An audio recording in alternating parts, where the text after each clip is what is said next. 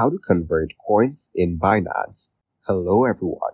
In this video, I will show you how to convert coins in Binance.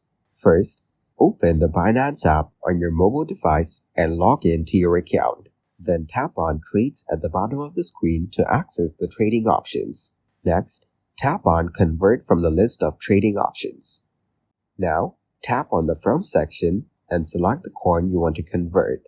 This is the cryptocurrency you are selling. Then, tap on the To section and choose the coin you want to receive. This is the cryptocurrency you will be buying. Enter the amount of the From coin that you want to convert into the To coin. You can either type in the amount manually or use the percentage buttons to select a portion of your available balance. Now tap on Preview Conversion to review the details of the conversion, including the exchange rate and any applicable fees. Thank you guys for watching this video. Hope you got some value. Make sure to like the video and subscribe to the channel to get notified of new videos. See you in the next one.